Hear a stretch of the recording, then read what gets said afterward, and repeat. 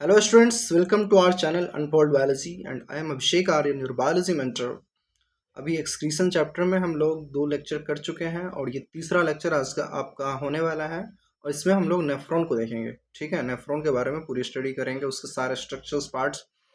तो जो भी बच्चे नए आए हैं मैं आपको बता दूं कि इस एक्सक्रीशन वाले चैप्टर के अंदर 2 लेक्चर हो रखी हैं और इसमें बहुत सारी चीज़ें कवर हो गई। मैं आपको एक बार स्लाइड दिखा देता हूँ, ठीक है, जो जो कवर हो रखे हैं तो आप एक बार देख लीजिए, है ना। अगर कोई यहाँ से स्टार्ट करना है किसी को तो ऑफ कोर्स आप कर सकते हैं, बट आई विल सजेस्ट कि जो भी जहाँ से भी कर रहे हो एक चैप्टर पूरा कंप्लीट कहीं से भी करो। ठीक है, तो अगर आपको मेरी पढ़ाई पसंद आ रही है तो आप ये दोनों लेक्चर देख के तब यहाँ आइए, ये मेरी सजेशन होगी, बाकी आपकी मर्ज़ी।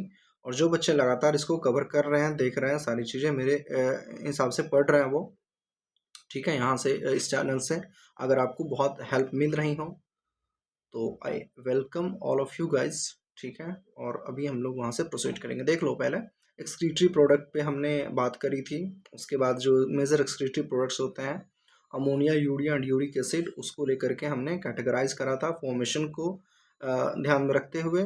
और दूसरा चीज़ जो है सो ये अडेप्टेशन होती है कि कौन से ऑर्गेनिज्म अमोनिया एक्सक्रीट करेगा तो उसको अमोनोटेलिक कर देंगे, फिर कौन सा ऑर्गेनिज्म है जो यूरिया एक्सक्रीट करेगा तो they were called as a uricotelic and the organism which excrete uric acid known as uricotelic। ठीक है, तो इसके अंदर हमने कुछ डिफरेंस देखे थे मेजरली। ठीक है, यहाँ से बहुत सवाल आते हैं। ठीक है, तो इस चीज़ को लेकर के बहुत ही कॉन्शियस रहना आप कि कुछ भी चीज़ें ऐसे क्योंकि कंफ्यूजिंग हो जाती है ना कि देखो अब सब कुछ सेम ही है बट थोड़ा सा ये क्या हो जाता है, हाईली टॉक्सिक हो जाता है। तो आपसे पूछ लेगा किसको सबसे कम वाटर की ज़रूरत होती है ना। तो कभी एसेशन रीजन में कुछ अच्छे क्वेश्चंस बनाने होंगे तो यहाँ से वो कर सकता है। ठीक है, तो एक तो ये हो गया। उसके बाद फिर हाँ, एग्जाम्पल्स देखे थे हमने। Example is very important guys. तो एग्जाम्पल्स आपको बहुत याद रखनी है, मतलब बहुत ही अच्छे से याद रखनी है। और इसमें कंफ्यूजिंग होती है कुछ कुछ चीज़ें, देख लीजिए जैसे कि अमोनोटेलिक के अंदर कौन आ जाएगा, आपका बोनीफिशेस आ जाएंगे। उसको जब आप वो पढ़ेंगे ना एनिमल किंगडम तो उसमें ऑस्ट्रिक्टीज लिखी हुई हैं। ठीक है, और ऑस्ट्रिक्टीज पाई जाती हैं फ्रेश वाटर के अंदर। ठीक है, तो बोनीफिश अमोनोटेलिक का एग्जाम्पल हो जाएगा। वहीं आप देख लीजिए तो कार्टिलेजनस फिश जो है वो कार्टिलेजनस फिश आपका एग्जांपल हो जाता है यूरियोटेलिक का। आपको लगेगा फिश है तो फिश के अंदर एक ही जैसा होना चाहिए, बट नहीं, मरीन के अंदर अलग अडेप्टेशन होती है, फ्रेश वाटर के अंदर अलग अडेप्टेशन होती है। और कैसे कैसे क्या होती है मैंने पिछले लेक्चर्स में सारी चीज़ें एक्सप्लेन करी हैं, तो इसलिए मैं कह रहा हूँ कि एक बार जो नए बच्चे हैं वो पूरा देख के आए। ठीक है, जिसको सीरियसली यहाँ से सब कुछ पढ़ना है, समझना है, तो I will suggest that. Okay, so हमने फिर देखा था एक तो बहुत अच्छी डायग्राम ये चार्ट आ गई थी। ठीक है, उसके अंदर सब कुछ कवर हो गया था, देख लो अगर आप। ठीक है, पॉरीफेरा से लेकर के कोर्डेटा तक के अंदर जितनी भी एक्सक्रीटरी स्ट्रक्चर्स होते हैं, है ना, वो सभी चीज़ कवर हो रखी थी इसमें। सभी के एग्जाम्पल्स थे। फिर मैंने हाईलाइट करके स्टार मार्क लगा के ये भी दिखा था कि एनसीईआरटी के अंदर कौन कौन से एग्जाम्पल्स दिए हुए हैं इस चैप्टर्स के अंदर। ठीक है, फिर बहुत सारी चीज़ें ऐसी हैं जो आपको एनिमल किंगडम में देखने को मिलेगी। तो एवरीथिंग इज इम्पोर्टेंट यार। ठीक है, और भी एज अ टीचर मेरा ये रहता है कि कोई भी चीज़ें अगर बिखड़ी पड़ी हैं एनसीईआरटी में, ठीक है, और अगर उसको समेटा जा सकता है एक साथ तो उसको कर लेना चाहिए एक जगह पे, क्योंकि अभी ये यहीं एक्सक्रीटरी स्ट्रक्चर्स हैं वो आपको उसमें परेशान करेगा एनिमल किंगडम के अंदर। तो मेरी कोशिश ये रही है कि एक बार सब कुछ एक जगह कर दिया जाए, और जब एनिमल किंगडम पढ़ेंगे तो वहाँ भी पढ़ लेंगे। ठीक है, तो कोई भी चीज़ें अगर आप एक बार दो बार पहले से देखे रहे होते हो, ठीक है, तो वो आपके जहन में थोड़ा ज़्यादा लंबे समय तक टिकता है, वो आपको बहुत हेल्प करेगा। ठीक है, फिर उसके बाद हम लोग नेक्स्ट लेक्चर में जो है सो ह्यूमन एक्सक्रीटरी सिस्टम के अंदर आ गए थे। हाँ, चूँकि ये ह्यूमन फिजियोलॉजी एक यूनिट अपना चल रहा है तो उसके अंदर ह्यूमन एक्सक्रीटरी सिस्टम ही अपने को पूरा पढ़ना है। ठीक है, तो ह्यूमन एक्सक्रीटरी सिस्टम पे हम लोग एंटर कर गए थे। फिर हमने किडनी देखी, किडनी की पोजिशनिंग देखी, उसके स्ट्रक्चर्स देखे, उसके जो भी मॉर्फोलॉजिकल चीज़ें थी वो भी देख ली। फिर उसके अंदर में एनाटॉमिकल स्ट्रक्चर्स भी देखा, है ना। इस स्ट्रक्चर्स को मैंने अच्छे से एक्सप्लेन भी किया था। ठीक है, इसको एक्सप्लेन कर दिया गया है। और उसी के जो पार्ट्स थे कुछ कुछ हम लोग पढ़ रहे थे। ठीक है, यूरेटर, यूरिनरी ब्लैडर, यूरेद्रा, फिर उसका यूरिन का पाथवे कहाँ से कहाँ तक होता है, सब कुछ करा दिया गया है। अब हम लोग पर्टिकुलरली आ गए हैं नेफ्रॉन के ऊपर। ठीक है, तो चलिए आज हम शुरू करेंगे नेफ्रॉन से। नेफ्रॉन को जानेंगे कहाँ होता है, इसकी क्या सिग्निफिकेंस है, उसके स्ट्रक्चरल ऑर्गेनाइजेशन कैसे हैं, ठीक है, कौन कौन सी चीज़ें किस तरीके से फंक्शन करती हैं, सब कुछ हम आज देखने वाले हैं। चलो शुरू करते हैं। सो देखो नेफ्रॉन क्या है, it is a functional unit of kidney. आपको पता होगा कि फंक्शनल यूनिट या फिर फंडामेंटल यूनिट आप क्या कहते हैं, किसी भी स्ट्रक्चर के कोर में जाएंगे तो फिर आपको लगेगा कि यार इसी चीज़ की वजह से ना इस पूरे स्ट्रक्चर को एक फंक्शनिंग करने का कैपेबिलिटी मिल रहा है, ठीक है। जैसे कि पूरी बॉडी आपकी, मान लो कि पूरी बॉडी में ऑर्गन्स हैं, ऑर्गन सिस्टम है, टिश्यूज़ हैं, बट सबके सबके अंदर में सबके कोर पॉइंट पे जाके क्या आपका सेल है ना, किसी भी आप तो जैसे कि सेल पूरा फंक्शन परफॉर्म करता है ना। सेल के अंदर कितनी सारी मेटाबॉलिज्म एक्टिविटीज होती हैं, बहुत सारी चीजें होती हैं ना सेल के अंदर।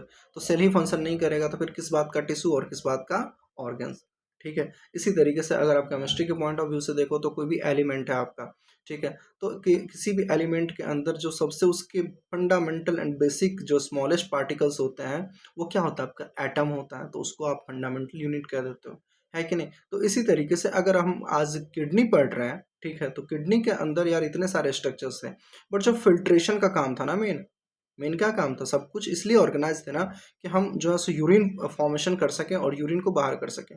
तो इसके लिए जो सबसे स्ट्रक्चरल, सबसे फंक्शनल, सबसे जो बेसिक यूनिट होती है, that is your nephron. Nephron के अंदर ही सारा फिल्ट्रेशन का काम चल रहा होता है, उसी के अराउंड सब कुछ चल रही होती है, ठीक है। तो इसीलिए नेफ्रॉन ही बहुत ही नेफ्रॉन जो है इसको क्या कहा गया है, फंक्शनल यूनिट ऑफ किडनी कहा गया है, ठीक है। और आपने सुना भी होगा जो यूरिन से रिलेटेड जो डॉक्टर होते हैं, ठीक है, उसको क्या कहते हैं, आप नेफ्रोलॉजिस्ट भी तो बोलते हो, ठीक है। तो वो टर्म कहाँ से आया, वहीं से आता है। जैसे कि लीवर के लिए हेपाटो वर्ड यूज होता है, तो किडनी के लिए ये चीज़ है, फिर रीनल वर्ड भी यूज हो जाता है, ठीक है।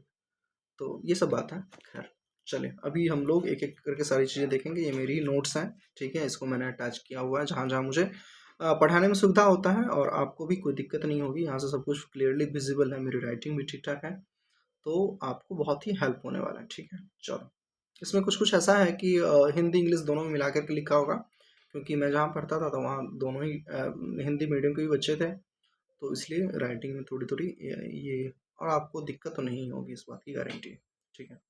चलो, अगर फंक्शनल यूनिट ऑफ किडनी बात समझ आ गई, उसके बाद क्या है कि इस किडनी है 1 मिलियन नेफ्रॉन प्रेजेंट, ठीक है। तो है भी लिखा है, फिर लास्ट में होगा भी लिखा है, कोई बात नहीं। चलो, सो किडनी के अंदर, एक किडनी के अंदर देखिए, दो किडनी है ना आपके पास, ठीक है, तो एक किडनी के अंदर लगभग 1 मिलियन से भी ज़्यादा नेफ्रॉन्स होते हैं, ठीक है। तो आप समझ लो कि नेफ्रॉन्स की क्या इंपॉर्टेंस हो सकती है। तो सभी काम जो है सो फिल्ट्रेशन से रिगार्डिंग जो भी है वो नेफ्रॉन के अराउंड ही चल रही है, ठीक है। तो ये आपको क्लियर हो गया। चलो, अब नेफ्रॉन के हम लोग स्ट्रक्चर पे बात करते हैं। उसको अगर हम डिवाइड करना चाहें नेफ्रॉन के स्ट्रक्चर को, तो दो पार्ट में डिवाइड कर सकते हैं। पहला इज ग्लोमेरुलस एंड दूसरा इज रीनल ट्यूब्यूल। यहाँ पे चल रही है भाई कहानी, यहाँ पे, ठीक है। पहला इज ग्लोमेरुलस एंड दूसरा इज रीनल ट्यूब्यूल। तो ग्लोमेरुलस एक टफ्ट ऑफ कैपिलरीज होती है बेसिकली, ठीक है।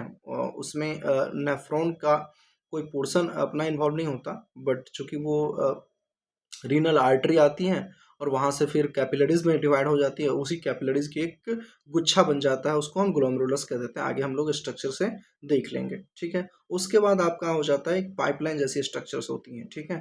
उसको अपन क्या कहते हैं, रीनल ट्यूब्यूल। ट्यूब्यूल मतलब ट्यूब समझ लो, है ना। ट्यूब से क्या होता है, पाइपलाइन जैसी होती है ना, तो यही बात है। और रीनल ट्यूब्यूल को अगर पार्ट पार्ट में डिवाइड किया जाए तो उसके मेजरली 4 पार्ट्स हैं। पहला आ जाता है आपका ग्लोमेरुलस से ही अटैच होता है, that is your Bowman's capsule. उसके बाद loop of Henle, then PCT and DCT. PCT means proximal convoluted tubule, और डीसीटी मतलब डिस्टल कॉन्वोलेटेड ट्यूब्यूल। कॉन्वोलेटेड मतलब ऐसे ऐसे, है ना, ऐसे ऐसे जो रिजेस बने होते हैं, ठीक है, इस तरीके से जो बहुत ही कॉम्प्लेक्स स्ट्रक्चर होता है, ठीक है। तो मुड़ा हुआ, ऐसे कह सकते हो, सरफेस एरिया बढ़ाने के लिए, जैसे विलाय आपको याद है इंटेस्टाइन के अंदर, उसी तरीके से जो कॉन्वोलेटेड होते हैं, मुड़ा हुआ, फोल्डिंग्स, इन फोल्डिंग्स, इस तरह की चीज़ें होती है। अगर हम लोग सब कुछ जब देखेंगे ना तो क्लियर हो जाएगा। तो ये चारों नाम आपको याद रखने हैं, बोमेंस capsule, loop of Henley, PCT and DCT. आइए अब हम नेफ्रॉन की एक स्ट्रक्चर देखते हैं, और किसी को डरना नहीं है स्ट्रक्चर देख के। अगर जो पहली बार देख रहा हो, जो जिसने देख रखा उसके लिए तो कोई बात नहीं, ठीक है। ये आपके नेफ्रॉन के स्ट्रक्चर है, ठीक है, क्लियर यहाँ से। नेफ्रॉन की स्ट्रक्चर है, इसी में हम लोग सारे पार्ट्स जो हमने पढ़े हैं अभी, मैं इसको इंडिकेट करूंगा। इसके जितने भी मॉर्फोलॉजिकल बातें दी गई है ना, स्ट्रक्चरल बातें दी गई हैं, सब कुछ देख लेंगे, ठीक है। तो देखो, सबसे पहला जो स्टार्ट होता है ना, ये सबसे पहली बात तो थोड़ा सा इसको कॉन्सेप्चुअल भी समझो। स्ट्रक्चर पे तो हम लोग आएंगे ही, एक बार पहले से ना दिमाग में बिठा लेना चाहिए कि चल क्या रहा है भाई आखिर, है ना। एक रफ इमेज आपके दिमाग में होना चाहिए पहले से, मेरा ये मानना है। जब भी आप पढ़ रहे हो तो आपको एक ऊपर ऊपर से क्लियर होनी चाहिए कि भाई हम पढ़ क्या रहे हैं, कहाँ है एक्जेक्टली हम, है ना, हम करना क्या चाह रहे हैं इस चैप्टर के अंदर, ये चीज़ें। अब आप समझो कि देखो, मैं ये कह रहा हूँ, अभी हम लोग अंदर आएंगे, सारी चीज़ें पढ़ेंगे, पहले 2-4-5 मिनट मैं थोड़ा सा उसको एक्सप्लेन करने के लिए बता रहा हूँ आपको। देखो होता क्या है कि किडनी से आपको पता है कि यूरिन बनेगा और यूरिन को फिर निकालना है, ठीक है। तो किडनी की यूरिन की फॉर्मेशन भी किडनी में हो रही थी है, और उसके बाद उसको निकालने के भी सारे प्रोसेस कहाँ हो रहे हैं, किडनी के अंदर हो रहे हैं। और किडनी के अंदर आपने देखा कि जो फंक्शनली पार्टिसिपेट करता है, जो मेजर फंक्शन परफॉर्म करता है, वो आपका क्या हो गया, नेफ्रॉन हो गया, ठीक है। तो अभी हम इस नेफ्रॉन के स्ट्रक्चर देख रहे हैं। तो भाई यूरिन बनेगा कैसे, हम यूरिन जो है सो कहाँ से लेके आएंगे, तो आपको पता है कि ब्लड के ही फिल्ट्रेशन से यूरिन बनाते हैं, ठीक है। ब्लड के अंदर जो है सो यूरिया होती है, और उसी यूरिया को हम फिल्टर कर लेते हैं ब्लड से, और फिर उसी को हम कॉन्सेंट्रेट करते हैं कुछ अमाउंट्स ऑफ वाटर से, इलेक्ट्रोलाइट से, कुछ केमिकल्स जो इनऑर्गेनिक साल्ट्स होते हैं, ठीक है, कुछ आयंस होते हैं। तो ये सब सारी चीज़ें जो है तो कंसनट्रेट करके हम निकालते हैं। तो दूसरी बात, ये कॉन्सेंट्रेट मैं क्यों कह रहा हूँ कि देखो, आपने पढ़ा ना, अमोनिया होता था एक तो एक्सक्रीटरी प्रोडक्ट्स, दूसरा यूरिया होता था, फिर यूरिक एसिड होता था। तो ये अमोनिया जो था ना, अमोनिया को निकालने के लिए मान लो एक्स अमाउंट ऑफ अमोनिया अगर आपको निकालनी है, तो उसमें मान लेते हैं कि 10 ml ऑफ वाटर चाहिए, ठीक है। मान लेते हैं 1 ग्राम ऑफ अमोनिया आपको निकालनी है, तो मान लेते हैं 100 ml ऑफ वाटर चाहिए, ठीक है। तो 100 ml ऑफ वाटर चाहिए होगा, और 1 ग्राम या फिर 1 ml ही अमोनिया निकालना है, तो ये बहुत ज़्यादा ही वाटर की नीड हो जाती है इसमें। तो इसीलिए हमारे अंदर क्या है कि हम इस वाटर की जो नीड है ना, इस वाटर की नीड को थोड़ा कम करेंगे, कि भाई तुमको अगर 1 ml ऑफ यूरिया निकालनी है, तो हमारे पास भाई 10 ml ही वाटर दे सकते हैं तुमको। क्यों? क्योंकि हमारे फिजियोलॉजी के लिए कितना इंपॉर्टेंट है वाटर, आपको पता है। और वाटर की इनटेक हमें करनी पड़ती है बाहर से, है ना, हम वाटर में रहते तो नहीं है। अब वही बात जहाँ से कॉन्ट्रास्ट से आप देख लो अमोनिया के लिए, तो अमोनिया वाले जो जो भी ऑर्गेनिज्म थे, वो कहाँ रहते थे, वो वाटर में रहते थे, ठीक है, वो फ्रेश वाटर में रहते थे। उनके अंदर जो है सो हमेशा पानी में ही है, और पानी जो है सो उसके स्किन से भी एब्जॉर्ब हो रही थी, ठीक है। तो उसके अंदर वाटर इनटेक बहुत ज़्यादा था, तो अमोनिया अमोनिया निकलना वहाँ कंपैरेटिवली आसान था। अब मान लो हमारे बॉडी के अंदर अगर अमोनिया निकालना होता तो हमें कितनी पानी पीना होता, कितना ज़्यादा पानी पीना होता। क्यों? क्योंकि अमोनिया बहुत, अभी हमने पढ़ा है उसमें कि अमोनिया को बहुत ज़्यादा वाटर की ज़रूरत होती है। तो इसीलिए जो है सो हम उतना ज़्यादा वाटर अफोर्ड नहीं कर सकते ना निकालने के लिए, फिर तो हम डिहाइड्रेट हो जाएंगे, है ना, हमारी पूरी होम्योस्टेसिस बिगड़ जाएगी, ठीक है। इसीलिए तो पानी की ज़रूरत होती है कि बॉडी की फिजियोलॉजी चलती रहे, ठीक है। वो जो वाटर का एक बैलेंस है ब्लड के अंदर या फिर हर जगह पूरी बॉडी में, वो बनी रहे। अब अगर हम इतना ज़्यादा वाटर अगर हम एक्सक्रीट ही कर देंगे, यूरिया को निकालने में ही लगा देंगे, तो फिर वाटर हमारे बॉडी फिजियोलॉजी के लिए बचेगा क्या, कितना पानी हम पी लेंगे यार, है ना। हमारी तो एक लिमिट है ना, हम तो टेरेस्ट्रियल ऑर्गेनिज्म है। तो इसी बात को आप पकड़ लो, इसी बात को आप समझो कि वाटर की जो है जो लेवल कम करना है हमें, है ना, ये है। तो आप उस सॉल्यूशन को, जो उस यूरिन को कर रहे होगे, यूरिन जब बना रहे हो, तो आपकी पूरी जो कोशिश रहेगी कि यूरिन को हम कितना ज़्यादा से ज़्यादा कॉन्सेंट्रेट कर सके। कॉन्सेंट्रेट मतलब amount of urea should be greater as compare to water, ठीक है। तो हम क्या करेंगे कि मतलब एक्स अमाउंट ऑफ यूरिया के लिए हम चाहेंगे कि 100 ml वाटर नहीं होकर के क्या 10 ml वाटर से काम चल जाएगा, है ना। तो क्या इतने से काम चल जाएगा? तो हमारी पूरी कोशिश रहती है, हमारी पूरी किडनी नेफ्रॉन अपना पूरा ताकत लगा देता है कि भाई इसको कॉन्सेंट्रेट करके निकालना है, मतलब कम से कम वाटर लॉस हो, बस सिंपली आप ये समझो। पूरी किडनी की क्या कोशिश रहती है कि यूरिन निकालने समय में यूरिया यूरिया तो हम निकाल रहे हैं, तो उसके अलॉन्ग जो है सो कितना कम से कम वाटर को एक्सक्रीट करें, ठीक है। तो इसलिए कॉन्सेंट्रेट करना उस यूरिया को बहुत ज़रूरी हो जाता है। तो ये जो पूरा पोर्शन आप देख रहे हो ना, ये जो पूरा पोर्शन देख रहे हो, इसमें एक्चुअली यही काम चल रहा होता है, ठीक है। कि भाई एक बार अब मैं बताता हूँ इसको, ठीक है। तो इतना आपको क्लियर हो गया कि यूरिया हमें बाहर निकालनी है, और किडनी का क्या पूरा कोशिश रहता है कि हम इसको कितना कॉन्सेंट्रेटेड फॉर्म में निकालें, जिससे कि हमारा वाटर लॉस कम हो। तो ये बातें हो गई। तो देखो अब क्या होता है कि जब आप किडनी पढ़ रहे होगे, है ना, मैंने बताया होगा, ये देखो रीनल आर्टरी आती थी एक, क्या आती थी, रीनल आर्टरी आती थी। तो रीनल आर्टरी का क्या काम होता था कि हार्ट से जितने भी ऑर्गन्स हैं उसको ब्लड पहुंचाने का काम होता था।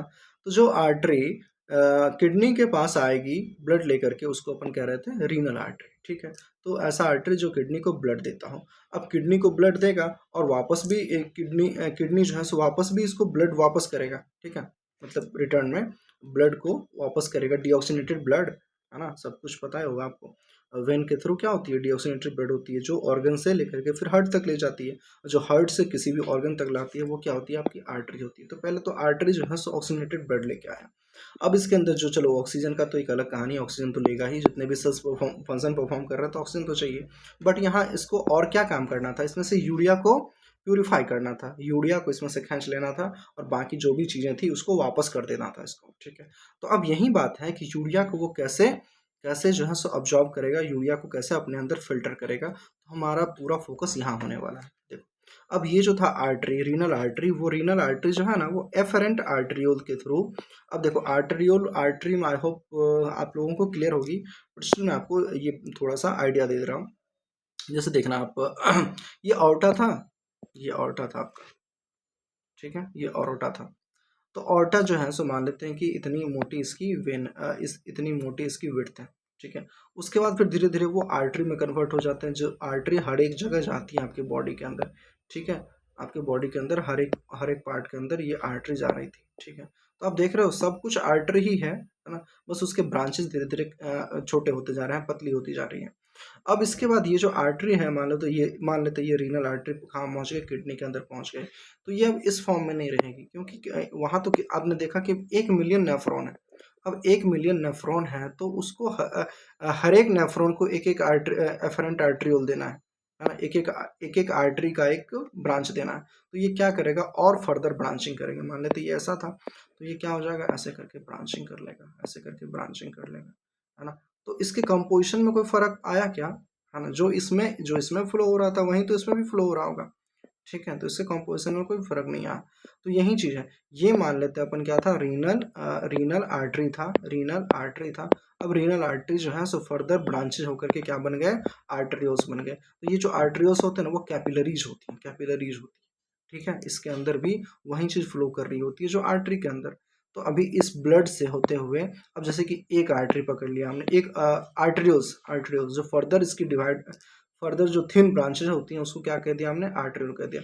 अब ये एक आर्टरियोल, ये एक नेफ्रॉन के पास जाएगा, ये दूसरी आर्टरियोल, ये दूसरी नेफ्रॉन के पास जाएगा, या तीसरी आर्टरियोल तीसरे नेफ्रॉन के पास जाएगा, ऐसे करके पूरा ये फैला होता है। तो बताओ कि जब एक ही रीनल आर्टरी होता तो ये सभी नेफ्रॉन के पास ये ब्लड पहुंच पाता क्या, नहीं ना पहुंच पाता। तो यही चीज होती है एफरेंट आर्टरियोल, कि ऐसी आर्टरियोल, आर्टरियोल मतलब आर्टरी का ही छोटा सा ब्रांच, पतली ब्रांचेज। तो यही आर्टरियोल्स जो है वो क्या करेगी, हर एक नेफ्रॉन के पास जाएगी और वहाँ पे वो फिल्ट्रेशन कर लेगा, ठीक है। जो आपका नेफ्रॉन है वो उसी आर्टरी के ब्लड से यूरिन को फिल्टर कर लेगा। तो ये मेजरली काम चल रहा था। तो ये आपको एफरेंट आर्टरियोल समझ आ गया ना, कि जो भी ब्लड लेके आया था रीनल किडनी, वो फर्दर ब्रांचेस करके एफरेंट आर्टरियोल में डाल दिया। और फिर एफरेंट आर्टरियोल जो है, एफरेंट आर्टरियोल जो है वो एक कैपिलरीज की ना वो बना लेती हैं, मैं बता रहा हूँ इसे।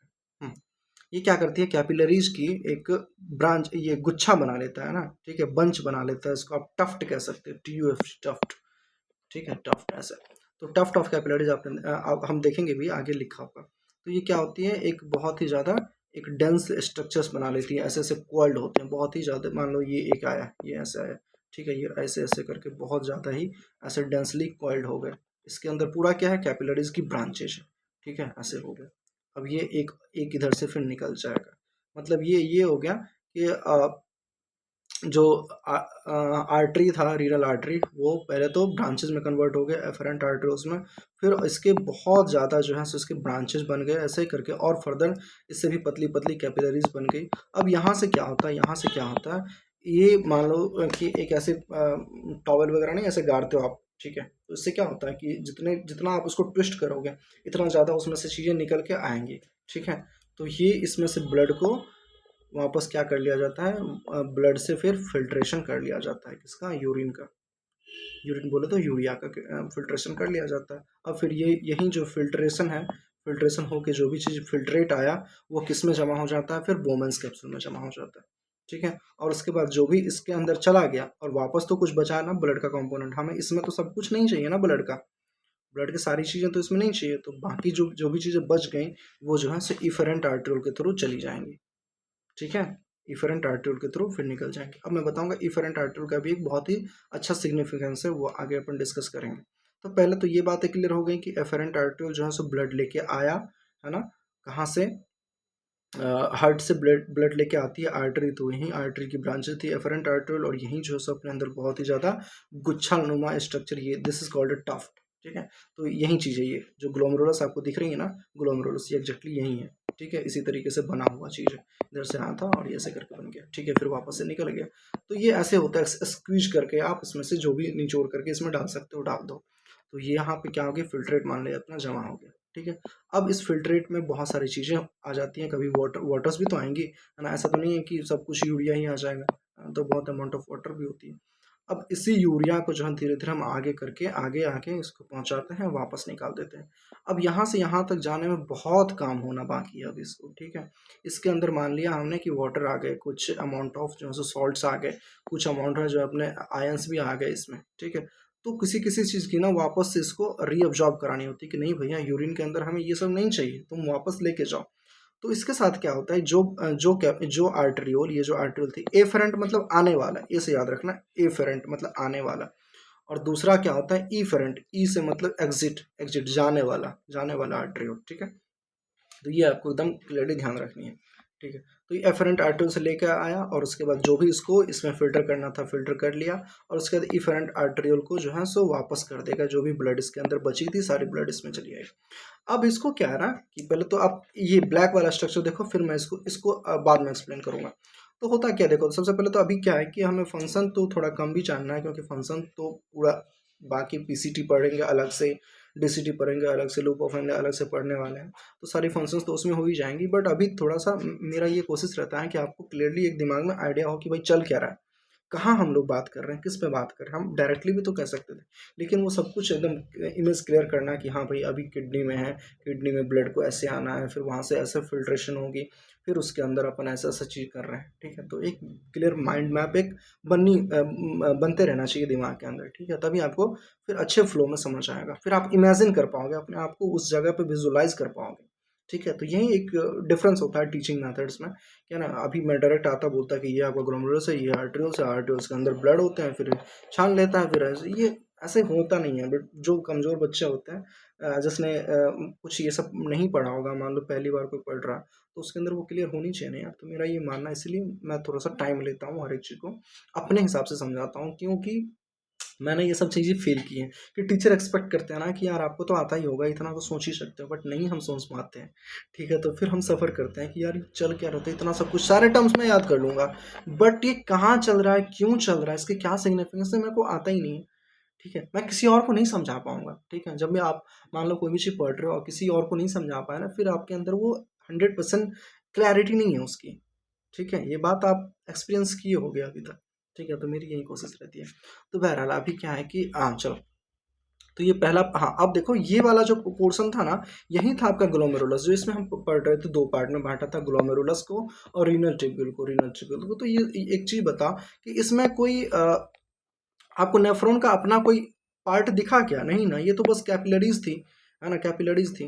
तो इसलिए इसको जो है सो थोड़ा सा अलग करके पढ़ते हैं हम लोग, ग्लोमेरुलस इसको हमने अलग बांट दिया। उसके बाद यहाँ से यहाँ तक देखना पूरा ट्यूब लाइक स्ट्रक्चर है ना, ट्यूब लाइक पाइपलाइन लाइक जैसे बिछी हुई है ना, पाइपलाइन बिछी हुई है, इस तरीके का स्ट्रक्चर है। तो ये ट्यूब लाइक स्ट्रक्चर जो है ना, इसी को कलेक्टिवली क्या बोलते हैं, रीनल ट्यूब्यूल बोलते हैं, रीनल ट्यूब्यूल बोलते हैं। ये देखा था आपने। और इसी के अंदर जितने भी पार्ट्स हैं ये सारे, ठीक है, उसी को अपन पहला वाला पार्ट को कह दिया बोमेंस कैप्सूल, दूसरे को क्या कह दिया, प्रॉक्सिमल कॉन्वोलेटेड टिब्यूल, सब में देखना टिब्यूल टिब्यूल करके ऐसे लगा हुआ। फिर ये लूप ऑफ हेनले हो जाता है, मैं बताऊंगा लूप ऑफ हेनले क्या। फिर डीसीटी मतलब डिजिटल कॉन्वोलेटेड टिब्यूल। हाँ, पीसीटी और डीसीटी में थोड़ा सा ट्रिकी है, और इसको ऐसे ध्यान रख सकते हो आप कि पी से पास मतलब प्रॉक्सिमल, डी से दूर, दूर मतलब डिजिटल, पास मतलब प्रॉक्सिमल, दूर मतलब डिजिटल, ठीक है। ये देखो, पास माने पी माने प्रॉक्सिमल, ठीक है। दूसरा दूर, दूर किससे होता है, डी से होता है, ठीक है, मतलब डिस्टल, ठीक है। ये आप थोड़ा सा ध्यान रख सकते हो। तो अब पास और दूर किसके रिस्पेक्ट में, तो यहाँ से आप देखोगे, शुरुआत आपने यहाँ से करी थी ना, तो इसके पास वाला पोर्शन क्या हो जाएगा, पीसीटी, और इससे जो दूर वाला पोर्शन हो जाएगा वो क्या कहलाएगा, आपका डीसीटी कहला जाएगा, ठीक है। तो ये थोड़ा सा इसको इस तरीके से ध्यान रख लेना, ठीक है। मैं इसको मिटा दूँ क्या, है ना, अब देख लेना इसको, क्योंकि ये मुझे अभी डिस्टर्ब कर देगा फिर। चलो ठीक है, इसको भी मिटा लेते हैं, ये सब तो हो गया। तो अभी क्या है, आपका यूरिन यहाँ तक पहुँच गया है, इससे फिल्टर होकर के बोमेंस कैप्सूल में आ गया। अब देखो बोमेंस कैप्सूल की स्ट्रक्चर ऐसी होती है, ऐसे लाइक कप सेप्ड लाइक, है ना, आगे लिखी हुई होगी बोमेंस कैप्सूल के बारे में, ऐसे होती है। और ये आपका ऐसे हो गया ये, ठीक है, ये आपकी क्या हो गई, ग्लोमेरुलस हो गई, और ये आपकी बोमेंस कैप्सूल है। तो इसके अंदर इतना ट्विस्ट किया कि इसके जितने भी यूरिया वाला पोर्शन था हमने इस ट्यूब के अंदर ले लिया। ये एक ट्यूब लाइक स्ट्रक्चर है, बट ये ऐसे बनी हुई है, ऐसे बनी हुई है, ऐसे बनी हुई है, ठीक है। तो इसके अंदर ये ऐसे फिट आ जाता है इस तरीके से। तो ये जो स्ट्रक्चर है ना, ऐसे बॉल एंड सॉकेट भी ऐसा ही था, आपको याद होगा, ऐसे था, बॉल एंड सॉकेट ऐसा था ना, इसी तरीके से चीज़ है। ये ग्लोमेरुलस हो गई, तो टफ टफ कैपिलरीज है, ऐसे बंच में बनी हुई है, और इसको जो है सब कैप्चर करने के लिए हमारी ये ऐसे स्ट्रक्चर हो गई। और ये जो फिर आप हाथ देख रहे हो, सीधा सीधा जो हाथ चल रहा है वो क्या आ गया, पीसीटी हो गया। आप इमेजिन कर सकते हो, दिस पार्ट, ये जो कलाई वाला पोर्सन है ना, जो पाम वाला पोर्सन है, सॉरी, तो ये बोमेंस कैप्सूल कहलाएगा, और ये जो हाथ वाला पोर्सन है पीसीटी कहलाएगा। और ये आपको ऐसे दिखेगा, ये इधर से आ रहा था, मान लेते एफरेंट आर्टरी आ रहा था, यहाँ पे उसने पूरी ग्रुप बना ली, गुच्छा बना लिया, और उसके अंदर इसमें से जितने फिल्ट्रेट थे वो वोमेंस कैप्सूल के अंदर आ गए इसके अंदर, और ये फिर फर्दर पीसीटी के अंदर जा जाके फिर वो आगे चलेगी, ठीक है। तो इतनी बातें क्लियर हो गई। ये सब कुछ इसमें अभी यूरिन का ही काम चल रहा है, यूरिन आ गया इसमें, ठीक है। फिर ये अभी तो मैं बस पाथवे बता रहा हूँ, ठीक है, फिर बाकी इसमें स्ट्रक्चर फंक्शन सब कुछ देखना है। तो इसमें आ गया यूरिन, फिर इसके बाद पीसीटी में आ गया। पीसीटी में क्या होती है, मैं अभी आपको रफली बता दे रहा हूँ, ठीक है। यहाँ अब्जॉर्प्शन होती है, रीअब्जॉर्प्शन वाला पोर्शन जो है सो मेजरली पीसीटी में होती है। अब बताओ आपको लगा रीअब्जॉर्प्शन क्यों, रीअब्जॉर्प्शन किस चीज़ की। तो देखो मैंने कहा था ना कि इसके अंदर बस यूरिया ही हमें चाहिए था और कुछ अमाउंट ऑफ वाटर चाहिए था, बट इसके अंदर बहुत सारी चीज़ें आ जाती है, फिर वाटर की अमाउंट ज़्यादा हो जाती है, ठीक है। तो हमें क्या करनी होती है, यहाँ से जो है सो कुछ अमाउंट ऑफ वाटर को, कुछ अमाउंट ऑफ मान लो NaCl होती है सॉल्ट की, है ना, कुछ सोडियम होते हैं, कुछ बाइकार्बोनेट्स होते हैं, है ना। तो इस ऐसे ऐसे चीज़ें जो हमें नहीं चाहिए यूरिन के अंदर, या फिर उस उतने अमाउंट में नहीं चाहिए, उसको क्या कराते हैं हम लोग, वापस से ब्लड के अंदर भेज देते हैं, वापस से क्या करते हैं, ब्लड के अंदर भेज देते हैं, ठीक है। तो इसलिए यहाँ पे रीअब्जॉर्प्शन होती है कि भैया अब गलती हो गई, इतने सारी चीज़ें आ गई यार, अब तो अब वापस ले जाना, तो फिर इसको तो मैं इसको फाइनली तो बाहर निकालना है ना। अब बॉडी की इतनी अच्छी मैकेनिज्म है, इतना सब कुछ सिस्टम से चल रहा है कि उसको सब पता है ना, कि कहाँ यार कौन सी चीज़ें ज़्यादा आ गई, इसको वापस भी भेजना, तो सारे मैकेनिज्म उसकी मशीनरी बनी हुई है। तो इसीलिए क्या हो रहा था, यहाँ पे जो आप इफेरेंट आर्टरी निकाल रहे थे उसको आपको ना अलोंग दिस ट्रिब्यूल आपको रन कराते चलना है। अब इसको वापस इसको फ्री नहीं कर देना है कि जाओ तुम ब्लड लेके वापस चले जाओ, जो मेरे को छानना था हमने छान लिया, अब तुम ब्लड लेके वापस चले जाओ वेन के पास, ऐसा नहीं करता ये कहता है कि रुको, अभी जब तक पूरा फिल्ट्रेशन नहीं हो जाता तब तक मेरे साथ साथ तुम चलो। तो ये क्या कहती है, ये तो ब्लड कैपिलरीज थी आपकी, और इसको ना ऐसे वो पूरा ट्यूब्यूल के अलोंग इसको रन कराएगा, देख रहे हो यहाँ तक, जितने भी ट्यूब्यूल वाले पोर्शन थे उसके अलोंग इसको रन करना पड़ता है, जब तक की पूरी फिल्ट्रेशन यहाँ पे आकर के ख़त्म नहीं हो जाती, ठीक है, तब तक इसको जो है सो इसके साथ ही रन करना पड़ता है। इसलिए क्योंकि अगर कोई भी चीज़ें मान लो, अगर यहाँ पे मान लेते हैं हमें यूरिया वाटर चाहिए थी, तो कुछ चीज़ें ज़्यादा हो गई ना, तो उसको तुम वापस ले जाओ यार, हम क्या करेंगे, तुम्हारे पास रहेगा तो तुम जा करके फिर से बॉडी बॉडी को दे दोगे, बॉडी की पार्ट्स को दे दोगे, लेकिन मेरे पास आ गया फिर तो हमें बाहर निकालना है ना, समझ रहे हो। तो ये यही चीज़ है कि इसके अलोंग इसको हमेशा से चलना पड़ता है, कि जब तक फिल्ट्रेशन नहीं होती तो कहीं भी, अब मान लो अभी तो मान लिया हमने कि कुछ चीज़ें जो है सो इसके अंदर ज़्यादा थी तो आपने इसमें डाल दिया। डीसीटी के अंदर देखेंगे कि यहाँ कॉन्सेंट्रेट करने के लिए, यूरिन को कॉन्सेंट्रेट करने के लिए ना दिक्कत हो रही थी, तो कुछ कुछ चीज़ें जो है ये वाला पोर्सन, जो रेड वाला पोर्सन है, इसको देगा भी, लो तुम इसमें से और तुमको चाहिए तो और तुम ले लो, समझ रहे हो बात। तो ये चीज़ें हैं, इसलिए इसको इफेरेंट आर्ट्रियोल, इफेरेंट से बता, अब याद रखना कि निकलने वाली, तो यहाँ से जो निकली उसको अब पूरे ट्यूब्यूल के अराउंड इसको रन करना है, ये चीज़ एकदम ध्यान में रखनी है। और इसी को फिर हम अलग अलग नाम दे देते हैं कि ये अगर पीसीटी और डीसीटी के अलोंग रन कर रही है तो इसको हमने कह दिया पेरीट्यूबुलर कैपिलरीज। क्या कह दिया? Peritubular capillaries. और ये अगर लूप ऑफ हेनले के अलोंग रन कर रही है तो इसको हम क्या कह देते हैं? वासा रेक्टा कह देते हैं। क्या कह देते हैं? वासा रेक्टा कह देते हैं। ठीक है। अब पीसीटी में मैंने कहा अब्जॉर्प्शन होती है, डीसीटी के अंदर कुछ सेक्रेशंस होते हैं।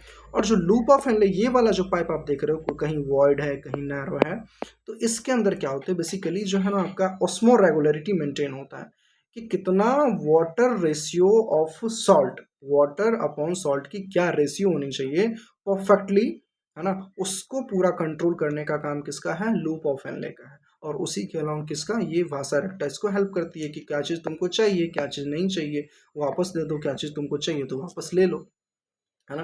तो इस तरीके से जब तक फिल्ट्रेशन पूरी नहीं होती ये जो कैपिलरीज की ब्रांचेज है वो हमेशा इसके अलाउंग चलती रहेंगी। ये ट्यूब्यूल वाला पोर्शन हो गया, हमने देखा रीनल ट्यूब्यूल, और उसके अलाउंग ये सब सारी चीज़ें चलती रहेंगी। तो ये चीज़ क्लियर हो गई आपको, है ना। तो हाँ, इसी की पहले पहले जो ब्रांच यहाँ से निकली थी तो सबसे पहले वो पीसीटी और डीसीटी के अलाउंग जाएगा। अब यहीं से एक और ब्रांच निकल जाती है जो लूप ऑफ हेनले को ऐसे करके क्वाइल कर लेता है। ये ऐसे मैंने बहुत ही गंदे तरीके से बनाया, बट ऐसे पूरा क्वाइल्ड हो रहती है, पूरा क्वाइल्ड रहती है।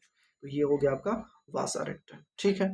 उसके बाद आ जाते हैं, ये लूप ऑफ हेनले हो गया। अगर ट्यूब्यूल की पार्ट बात करें तो PCT, loop of Henle and DCT, और ये बोवेंस कैप्सूल भी, Bowman's capsule, PCT, loop of Henle और डीसीटी। और जो अगर हम ये कैपिलरीज की जो रेड वाली पोर्शन है उसकी बात करें तो यहाँ था क्या? Efferent arteriole. और इसके अलाउंग जब जब वो चलेगा तो उसको पेरिट्यूबुलर कैपिलरीज कह देंगे, और जब लूप ऑफ हेनले के अलाउंग चलेगा तो उसको क्या कह देंगे? वासा रेक्टा कह देंगे। ठीक है। फाइनली मान लो यहाँ पे आकर के पूरी एक्सक्रीशन वाला जो यूरिन फॉर्मेशन वाला काम था कंप्लीट हो गया। अब ये यूरिन जो है यहाँ पे जो फाइनल यूरिन बन चुका है, इसमें अब कुछ लेना कुछ देना नहीं है, फाइनल यूरिन बन गया। अब इसको क्या करता है? कलेक्टिंग डक्ट के अंदर जमा कर देता है। कलेक्टिंग डक्ट जो है ना वो नेफ्रॉन का पार्ट नहीं, वो ध्यान रखना आप, ये नेफ्रॉन के पार्ट्स नहीं है। बहुत सारे नेफ्रॉन्स से, अब मान लो एक नेफ्रॉन यहाँ है, एक नेफ्रॉन यहाँ है, एक नेफ्रॉन यहाँ है, मैंने कहा ना मिलियंस ऑफ नेफ्रॉन है। तो कुछ 4 5 10 कुछ कुछ नेफ्रॉन्स ये क्लियरली मेंशन नहीं है ना। तो कुछ नेफ्रॉन्स जैसे बहुत सारे नेफ्रॉन्स जो है ना यहाँ पर डीसीटी के पास आकर के ये कलेक्टिंग डक्ट में खुलते हैं। ठीक है। ये इसने अपनी पूरी एक्सक्रीशन जो है सो इसमें जाकर के उड़ेल दिया। फिर दूसरा नेफ्रॉन है उसने भी अपनी पूरी एक्सक्रीशन जब डीसीटी में फाइनली बन गई तो फिर कहाँ? कलेक्टिंग डक्ट में उड़ेल दिया। एक और आया, एक और आया, ऐसे करके। तो बहुत सारे नेफ्रॉन्स की जो फाइनल एक्सक्रीटरी प्रोडक्ट है ना, फाइनल जो यूरिन फॉर्म यूरिन बन चुका है वो किस में जमा हो जाती है? Collecting duct. और फर्दर ये जाकर के यूरिनरी ब्लैडर में खुलता है। ठीक है। तो यूरिनरी ब्लैडर में जमा हो जाता है। फिर वहीं पे एक मसल्स होती है डिट्रेसल मसल्स, उसके अंदर जो है सो हमें सेंसेशन फील होती है। ठीक है। फिर हमें को लग जाता है, अपने को लग जाता है कि अब वॉशरूम जाना चाहिए, तो वो urge to pass the urine वो आपको फील भी होती है। फिर उसमें कुछ रेगुलेशंस हैं, ब्रेन्स के भी रेगुलेशन है, वो अपन आगे देखेंगे। तो अभी तक क्या पूरा इमेज क्लियर है क्या आपका? हो क्या रहा है? अभी हमने बस सबका नाम जाना है और ऊपर ऊपर से कुछ फंक्शंस देख लिए। ठीक है। और फंक्शन सारी चीज़ें अभी बाकी हैं। और एक एक नाम के अंदर जो भी कुछ कुछ जैसे कि वोमेंस कैप्सूल हो गया, पीसीटी हो गया, डिसीज, सभी को अपन एक बार देख भी लेंगे कि उसके अराउंड क्या क्या चीज़ें लिखी हुई हैं, उसके स्ट्रक्चर्स में क्या क्या कौन कौन से मान लेते हैं कि टिश्यूज़ इन्वॉल्व हैं, किस तरीके से वो फंक्शन करता है, थोड़ी थोड़ी बात वो भी लिखी होंगी। उसके बाद मेजरली जो यूरिन फॉर्मेशन के स्टेप्स होते हैं उसमें होता है अल्ट्रा फिल्ट्रेशन। ठीक है। वो यहाँ पे अल्ट्रा फिल्ट्रेशन हो गया, जो फिल्ट्रेशन में पूरी मैकेनिज्म है उसकी यार, उसको पढ़ना है। फिर उसका पीसीटी में रीअब्जॉर्प्शन वाला पोर्शन है, ये यूरिन फॉर्मेशन के पार्ट्स है। फॉर्मेशन के अभी हम नेफ्रॉन के स्ट्रक्चर पे पूरा ध्यान दे रहे हैं। क्लियर यहाँ तक? तो अभी सब कुछ जो है सो स्ट्रक्चर पे चल रहा है। उसके बाद फिर देखेंगे कि यहाँ पे अल्ट्रा फिल्ट्रेशन हो गया, फिर यहाँ पे जो है सो पीसीटी के पास जो है सो रीअब्जॉर्प्शन हो गए। फिर यहाँ एक मैकेनिज्म चलती है काउंटर करंट मैकेनिज्म। इससे क्या होता है कि जो कॉन्सेंट्रेशन हम बना रहे थे ना यूरिन का, उसको हम देख रहे हैं कि यहाँ मान लेते हैं कि 300 मिली ओस्मोल होता है। 300 मिली ओस्मोल का मतलब ये हुआ कि मान लेते हैं कि 100 ग्राम के अंदर 100 ग्राम वाटर के अंदर 300 ml यूरिया मान लेते हैं, कुछ इसमें ये नहीं है ना। तो अब इसको इतना कॉन्सेंट्रेट कर देंगे कि 100 ग्राम वाटर के अंदर 1200 ml ऑफ यूरिया एक्यूमुलेट हो जाए इसमें। तो इतना ज़्यादा उसको कंसंट्रेट करेंगे, समझ रहे हो? तो ये एक चीज़ है। फिर ऊपर जाकर फिर ये कम होती है, फिर जितना फेवरेबल होता है ना वो निकाल पाता है। तो ये सब सारी चीज़ हम लोग आगे पढ़ने वाले हैं बहुत ही अच्छे से। और इस डायग्राम का रेफरेंस मैं बार बार आपको ला ला करके दिखाता रहूँगा। ठीक है, तो यहाँ तक क्लियर हो गई। दूसरी चीज़ इसमें सब कुछ पे हाँ ये देख लो, अब कुछ मेरे को नहीं लगता इसमें कोई भी स्ट्रक्चर रहेगा। हाँ, अब लूप ऑफ एनले में ना कुछ दो तरीके होते हैं, डिसेंडिंग लूप ऑफ एनले और ascending loop of Henle. Descending मतलब सिंपली जो ऊपर से नीचे की तरफ आ रही है ना, मतलब कोई भी चीज़ जैसे पानी पानी गिरती है ना, तो वो क्या होती है, ऊपर से नीचे आते हैं। जब ऊपर से नीचे होती है तो उसको क्या कहते हैं, डिसेंडिंग बोलते हैं, और जब नीचे से ऊपर की तरफ जाते हो तो उसको क्या कहते हो, असेंडिंग बोलते हो। तो बस यही है, ये इतना वाला पोर्शन डिसेंडिंग और इतना वाला पोर्शन लूप ऑफ एनले, और फिर यहाँ से जो ये इतना वाला पोर्शन है वो डीसीटी है। ठीक है, तो ये क्लियर हो गया। अब एक और चीज़ आपको समझनी है, हालांकि टाइप्स ऑफ वो देखेंगे ना, टाइप्स ऑफ नेफ्रॉन देखेंगे तो हम लोग वहाँ चर्चा कर लेंगे कॉर्टेक्स और मेडुला का क्या चक्कर है। क्योंकि इसमें कहा जाता है, मतलब ऐसे देखा जाता है कि कुछ कुछ जो है ना नेफ्रॉन्स, कुछ कुछ नेफ्रॉन्स जो है सो मेजरली कॉर्टेक्स रीजन के अंदर होते हैं, और कुछ कुछ नेफ्रॉन्स की मैक्सिमम पार्ट मेडुला रीजन के अंदर होते हैं। तो जहाँ भी मैक्सिमम पार्ट्स होगा ना उसके हिसाब से नाम पड़ जाएगा।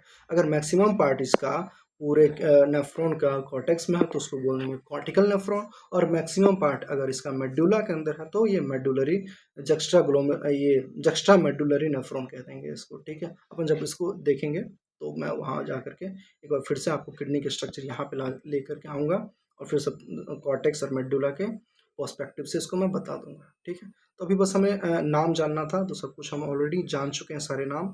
आई होप यहाँ तक क्लियर हो गई। यार थोड़ी सी कॉम्प्लेक्स है, इसलिए मैंने पूरा टाइम लिया अच्छे से समझा दूँ बच्चों को। ठीक है, कहीं कोई दिक्कत ना आए। ठीक है, तो इतनी बातें क्लियर है। चलो, अब कुछ अभी आज के लेक्चर में ना, अब इससे नया कुछ नहीं पढ़ना है, बस इसी के रिगार्डिंग कुछ कुछ बातें होंगी जो शायद अपन ने कवर नहीं किया होगा अभी तक, उसको देख लेंगे। ठीक है, तो देखो ग्लोमेरुलस, अभी आपको ना मैक्सिमम चीज़ें आपको सब सुनी सुनी लगेंगी, क्योंकि मैंने इतना डिलीवर कर दिया अभी तक कि आपको इसमें मैक्सिमम बातें सुनी सुनी लगेंगी। तो देखो ग्लोमेरुलस पे आगे पहला पार्ट क्या था आपका, ग्लोमेरुलस। चलो पढ़ लेते हैं ग्लोमेरुलस क्या है ना। तो यहीं से तो याद रहेगा, मेरे कह देने से तो याद नहीं रहेगा, तो लिखना बहुत ज़रूरी था ना। एनसीईआरटी भी लिखती है बट वो पूरा ऐसे ऐसे ऐसे ऐसे लाइन में लिखती है, ऐसे ऐसे, तो क्लियर नहीं होता है ना। ऐसे टॉपिक टॉपिक वाइज नोट्स बनाने का यही तो फ़ायदा है। ठीक है, ये चीज़ होगी। अब भी नोट्स बनाना, ठीक है, मेरे नोट्स के भरोसे मत रहना। जैसा जैसा लिखा हुआ है आप एग्जैक्टली उसी को कॉपी कर लेना, कोई दिक्कत नहीं है। ठीक है, तो देखो ग्लोमेरुलस क्या है, the tuft of blood capillaries. मैंने बताया था ना, ब्लड कैपिलरीज की एक ब्रांचेज है, गुच्छा है। टफ्ट मतलब ऐसे गुच्छा। ठीक है, इसका फॉर्मेशन एफरेंट आर्टरियोल्स के ब्रांचिंग से होती है। इसमें कुछ नया बात है क्या आपके लिए, सब कुछ तो भी बताया। एफरेंट आर्टरियोल आई उसने अपनी ब्रांचेज बनाई, तो this one is glomerulus and it is इसका फॉर्मेशन एफरेंट आर्टरियोल के ब्रांचिंग से होती है। बहुत हिंदी में बहुत इजी लैंग्वेज में लिखा हुआ। फंक्शन क्या है इसका भाई, ब्लड फिल्ट्रेशन। ब्लड फिल्ट्रेशन तो ब्लड से क्या यूरिन को फिल्टर करेगा ना। ठीक है, तो ये चीज़ होगी ब्लड फिल्ट्रेशन या यूरिन फिल्ट्रेशन कह सकते हैं इसको। ठीक है, दूसरी चीज़ क्या आगे, बोमेंस कैप्सूल। बोमेंस कैप्सूल ये याद है, ये वाला बोमेंस कैप्सूल। ठीक है, ऐसे जो बनाया था ये ऐसे।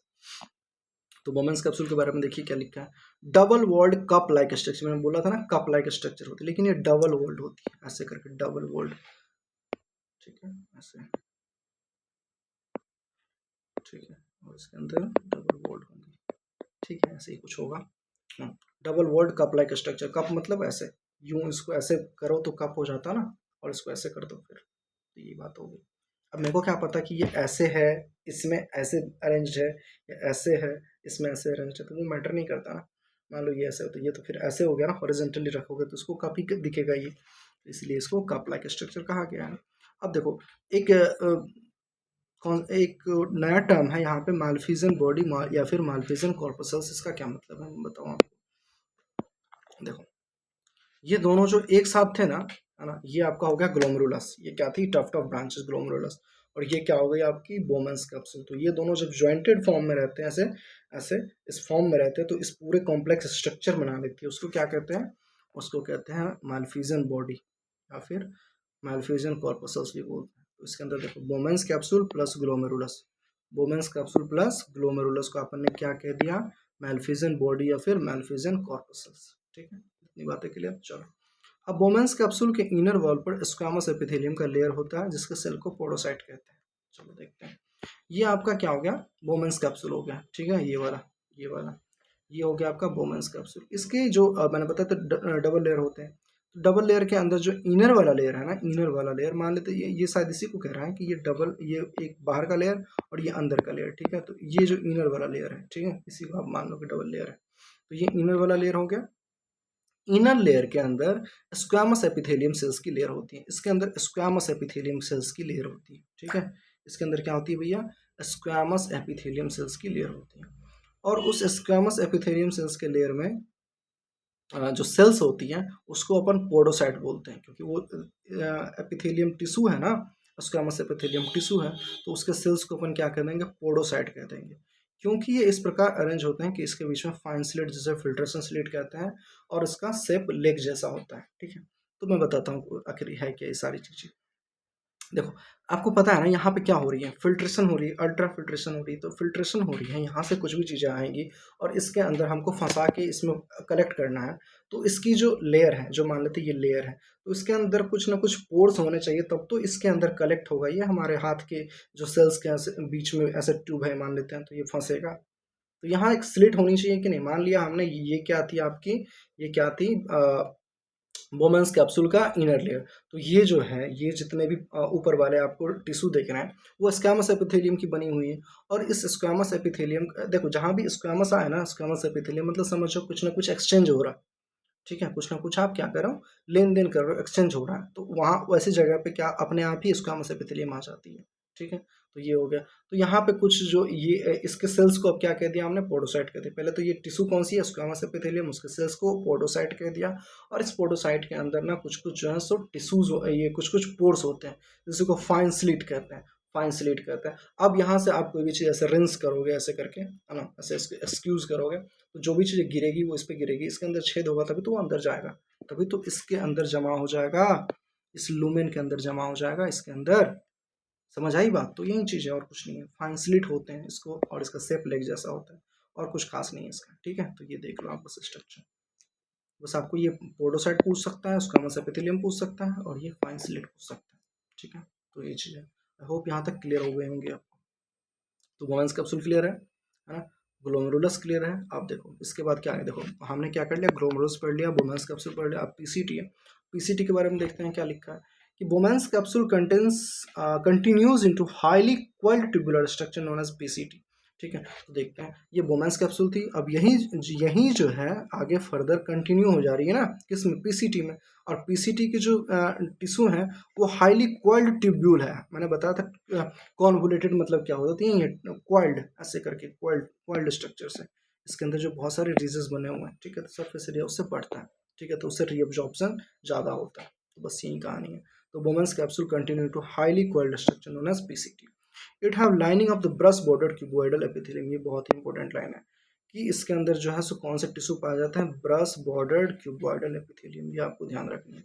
अब देखो, ब्रश बॉर्डर्ड क्यूबॉइडल एपिथेलियम का क्या मतलब होता है कि जैसे कि ये आपका एक सेकंड, हाँ, ये आपका मान लेते हैं कि एक टिश्यू है, ठीक है, और इसके अंदर जो है ऐसे ब्रश ब्रश लाइक स्ट्रक्चर बनी हुई, ठीक है। एक तो ये कोलुमनार स्ट्रक्चर, कोलुमनार एपिथेलियम है, सॉरी क्यूबॉइडल एपिथेलियम है, क्यूबॉइडल। और इसके अंदर क्या आती है, ऐसे करके ब्रश लाइक स्ट्रक्चर, ब्रश के ब्रिसल्स होता है ना, इस तरीके की ये स्ट्रक्चर होती है। इससे क्या होता है कि वो उसको अब्जॉर्ब कर लेता है। आपको बताता ना मैंने, पीसीटी के अंदर रीअब्जॉर्प्शन हो रही होंगी, तो वहाँ रीअब्जॉर्ब होने के लिए उस टिश्यू को भी तो वैसा होना चाहिए जो रीअब्जॉर्ब कर पाए। आपने देखा ना, यहाँ एक्सचेंज करना था तो उसकी टिश्यू कैसी थी, स्क्वामस एपिथेलियम थी। यहाँ पे एक्सचेंज नहीं करना, इसको अभी रीअब्जॉर्ब करना है। तो ये तो पूरी बॉडी में जहाँ जहाँ जैसी जैसी यूज होंगी वैसी वैसी टिश्यू लगी हुई है ना, तभी तो पूरा इतना ढंग से फंक्शन सारे परफॉर्म हो रहे हैं। तो यही चीज़ है, आपको खुद से भी सोचना है कि अगर यहाँ पे काम क्या हो रहा है। जब अब देखो, अभी क्योंकि हो सकता है आपके लिए ये सारे टर्म्स नए होंगे कि बॉर्डल एपिथेलियम, स्क्वामस एपिथेलियम, हो सकता है आपने वो सारी चीज़ें नहीं पढ़ी होंगी टिश्यू में, जो आपकी स्ट्रक्चर ऑर्गेनाइजेशन वाला जो चैप्टर है आपका ना, उसमें सब कुछ बताया गया है कि टिश्यू को कैसे ब्रांचिंग कर, टिश्यू कितने प्रकार के होते हैं, स्क्वामस एपिथेलियम, फिर क्यूबॉइडल एपिथेलियम, फिर कोलुमनार एपिथेलियम, ये एपिथेलियम के पोर्शन पार्ट हो गए। फिर और भी सारी चीज़ें हैं। तो जब टिश्यू पढ़ोगे ना तो वहाँ वहाँ भी ये सब सारी चीज़ें आएंगी। तो देखो, एनसीईआरटी में ऐसा सब कुछ है ना कि अब पूरी बायोलॉजी की यही कहानी है कि कोई भी चीज़ें एक बार एक जगह तो आप नहीं पढ़ोगे ना, जहाँ जहाँ आपको ज़रूरत होगी तो वहीं चीज़ें दोबारा रिपीट होगी, ठीक है। अब यहीं स्क्वामस एपिथेलियम कई बार जब आप रेस्पिरेशन पढ़ोगे तो उसमें भी बताया गया था, उसमें भी होती है PSSSCG करके, ठीक है। तो वहाँ भी तो स्क्वामस एपिथेलियम ही था, ठीक है। तो ये देखो आप, मैं ये कहना चाह रहा था कि इसको रीअब्जॉर्प्शन करनी है तो रीअब्जॉर्प्शन वाली इसको टिश्यू दे दो, क्या दिक्कत है। तो जहाँ भी cuboidal epithelium with brush bordered एक अलग इसकी क्वालिटी होती है, जिसके अंदर ऐसे ऐसे ब्रिसल्स लाइक होते हैं, उससे क्या होती है कि एब्जॉर्प्शन करने की कैपेबिलिटी इसकी हाईली एफिशिएंट हो जाती है, ठीक है, कई गुना बढ़ जाती है। तो इसीलिए ब्रश बॉर्डर्ड क्यूबॉइडल एपिथेलियम यहाँ पे लिखा है, इसको मैं हाईलाइट कर दूँ, ये चीज़ें आपको पूछा जा सकता है। क्लियर, चलो ठीक है। अब आते हैं लूप ऑफ हेनले। तो ये क्या, हेयर पिन लाइक स्ट्रक्चर है, मुझे नहीं पता ये हेयर पिन इसको क्यों बोला गया, यानी कैसी होती है हेयर पिन, ऐसे होती है क्या, ऐसे करके, तो हो सकता है ये ऐसी इसके स्ट्रक्चर, इसको क्या दिया, हेयर पिन लाइक स्ट्रक्चर।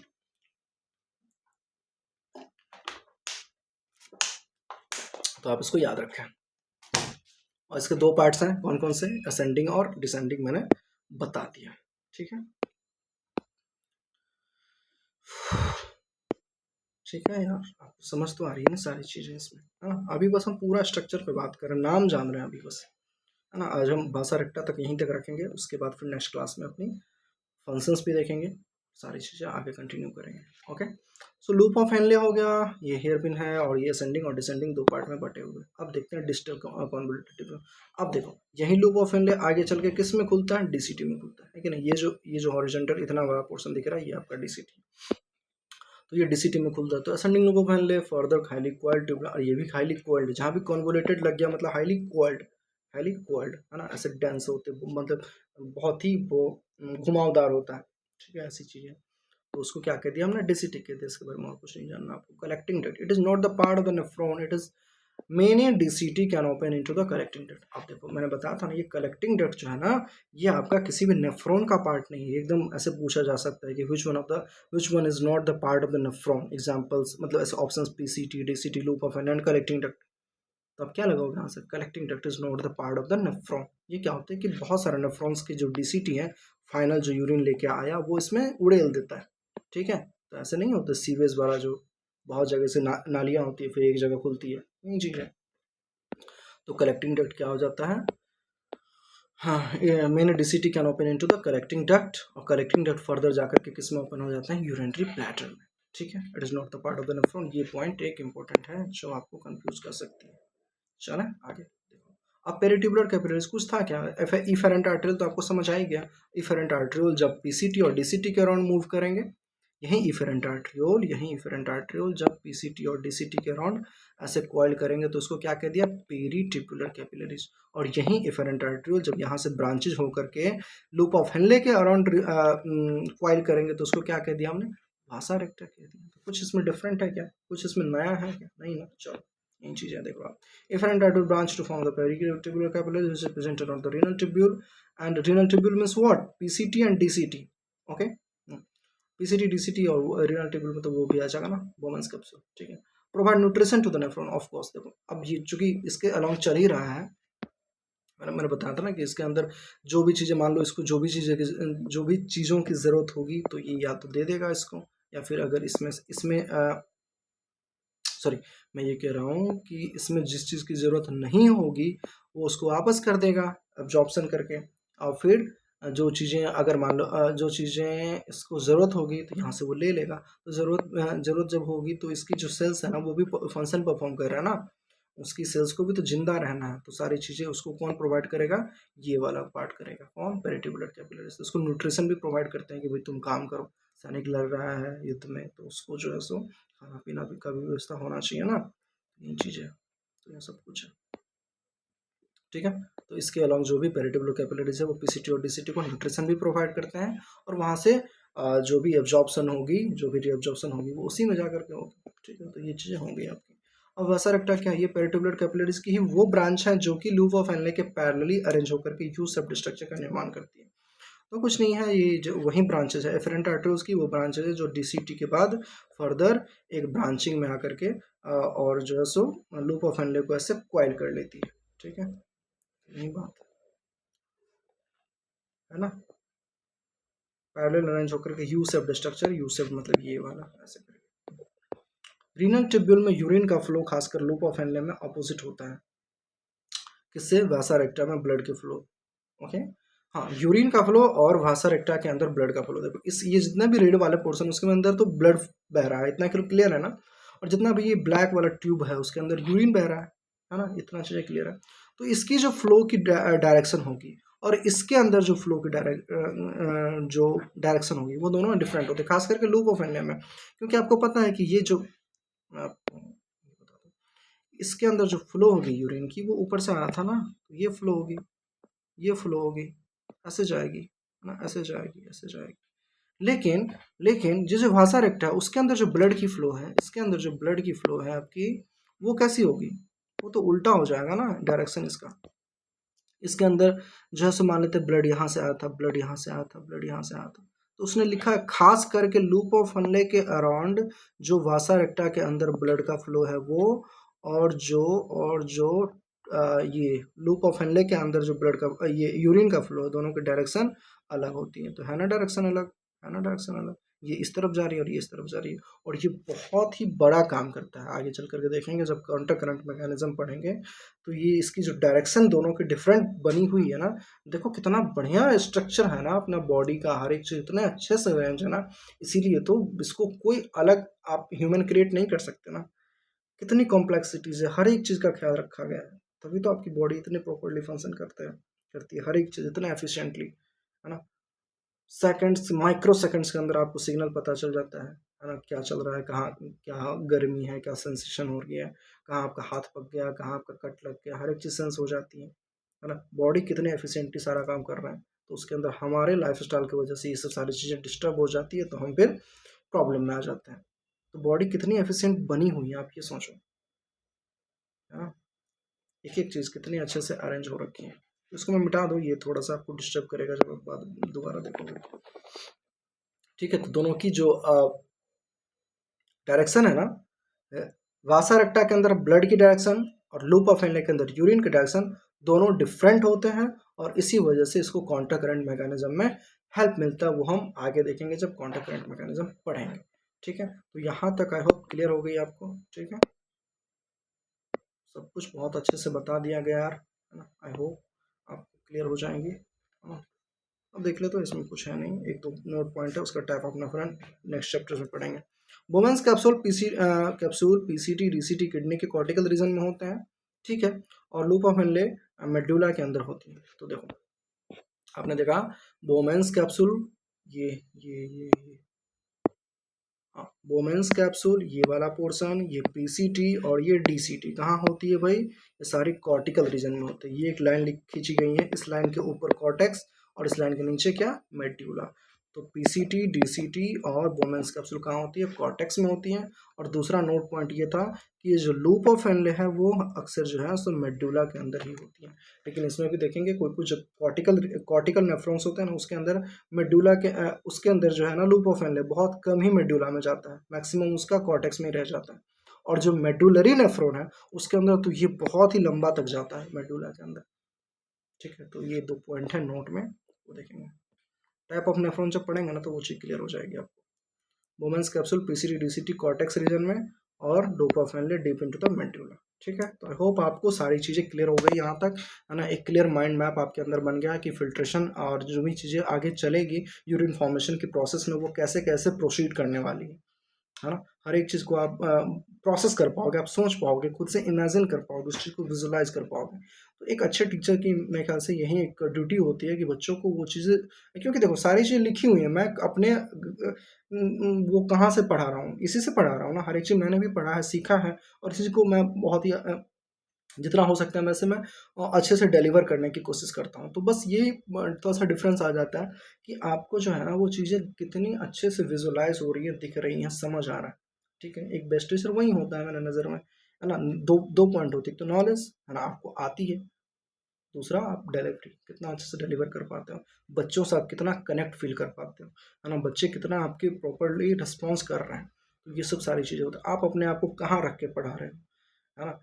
मैं ये मान लूँ कि भाई मेरे को तो सब आता है, तो मैं क्यों पढ़ाऊँगा आपको? ठीक है, क्यों इतना एक्सप्लेन करूँगा? मेरे को पता है ना कि आप किस लेवल पे हो अभी।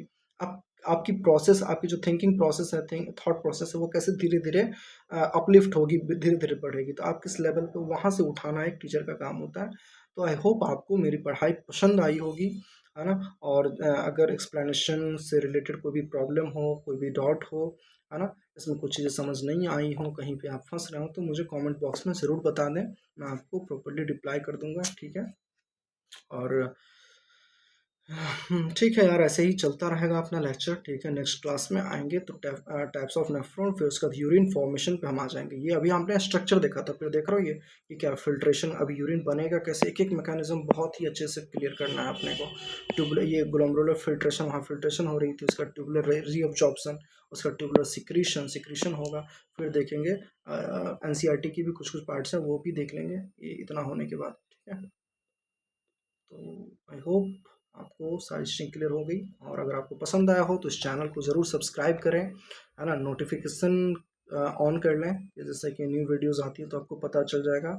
और सेशन को लाइक करें, अपने दोस्तों के साथ शेयर करें, ठीक है। बहुत सारे वीडियोस पड़े हुए हैं यूट्यूब पे, आई नो ना, मेरे को पता है, बट अगर आपकी फ्रिक्वेंसी मेरे साथ मैच हो रही है, पढ़ाई आपको समझ आ रही है, तो आप ज़रूर फॉलो करें, है ना। आपको कहीं कोई दिक्कत नहीं होगी, फिर मैं आपको क्वेश्चंस भी कराऊंगा, आपको दिखा दूंगा। देखो, सबसे बड़ी जो एक चेक पॉइंट होती है ना, आपकी क्वेश्चंस होती हैं। अगर क्वेश्चंस आपके नोट्स से, आपके पढ़ाई हुई चीज़ों से आ रही है, मतलब आप सफिशिएंट हो, बच्चों को समझ आ रही है, मतलब आप सफिशिएंट हो।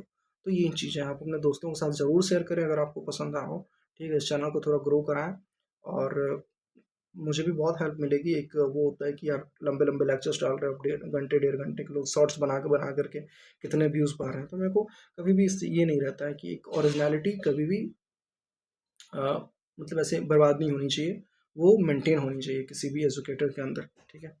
मैं व्यूज़ के लिए ये बनाऊँ, शॉर्ट्स बनाऊँ, खैर ठीक है, वो भी करेंगे। पहले एक बार अपन को ये सेटिस्फेक्शन होनी चाहिए कि मैंने इतना पढ़ा रखा है ना, कि मैं कोई शॉर्ट्स बनाऊंगा, कोई 1-2 मिनट के अंदर कोई टॉपिक आपको समझाऊंगा, तो मैं रेफरेंस दे दूंगा कि भाई अगर नहीं समझ आई तो वहाँ जा करके पढ़ लो, मैंने पढ़ाया हुआ है, ठीक है। तो इसीलिए अपने आप को मैं थोड़ा सा ये कर रहा हूँ कि पहले तो मेरा टारगेट है कि ह्यूमन फिजियोलॉजी पूरी करा हूँ, उसके बाद बाकी देखेंगे, जेनेटिक्स वगैरह कराएंगे, ठीक है। चलो, सो अब यहाँ से विदा लेते हैं, नेक्स्ट लेक्चर में मिलेंगे आपसे। तब तक के लिए बहुत ही अच्छे से पढ़ते रहें, और सारी चीज़ें रिवाइज करते रहें। बहुत इंपॉर्टेंट चीज़ है, रिवीजन नहीं करोगे ना तो फिर सब कुछ निकल जाएगी, ठीक है। Revision is the key of success. मैं बार बार ये चीज़ें कह रहा हूँ अपने लेक्चर्स के अंदर कि रिवीजन करते रहो। अगर आपने आज ये पढ़ा ना, तो आपको ये भी करनी है, इसके पीछे वाली चीज़ें भी पढ़नी है, और इसके पीछे वाली भी चीज़ें पढ़नी है। तो ऐसे करके ना बैकवर्डली रिवीजन करो। अगर आपने आज नेफ्रॉन्स पढ़ा, नेफ्रॉन के स्ट्रक्चर याद कर लिए, फिर किडनी याद कर लिए, फिर जितने भी यूरिनरी ये एक्सक्रीटरी प्रोडक्ट्स है उसको याद कर लिए, तो जब आप फिर नेक्स्ट लेक्चर में आओगे तो फिर आप ये याद कर लोगे। तो ऐसे करके जब आप रोज पढ़ोगे ना, तो फिर आपको टाइम भी नहीं लगेगा, सब कुछ देखा देखा सा लगेगा।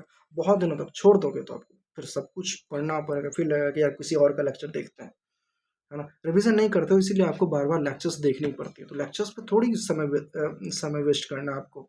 1 घंटा आपने कोई भी चीज़, नई चीज़ें पढ़नी थी, पढ़ लिया। अब आपको क्या करना है, आपको खुद से रिवीजन करना है, आपके खुद के बनाए नोट्स होंगे, वो सब देखने हैं, ठीक है। तो ऐसे रिवीजन में बने रहें, तभी आपको लॉन्ग टर्म में फ़ायदा होगा, नहीं तो कोई मतलब नहीं होगा। ऐसे ही आपके नोट्स बने के बने रह जाएंगे, है ना। वीडियोस पे वीडियोस आप देखते चलोगे, फिर कुछ नहीं होना, कुछ नहीं होना, मैं कह रहा हूँ, ठीक है। चलो, इसी पॉइंट पे अपन ख़त्म करते हैं सेशन को। Thank you so much. ऐसे ही प्यार बनाए रहें, देखते रहें, अपने दोस्तों को भी शेयर करें, लाइक करें, सब्सक्राइब करें। Thank you.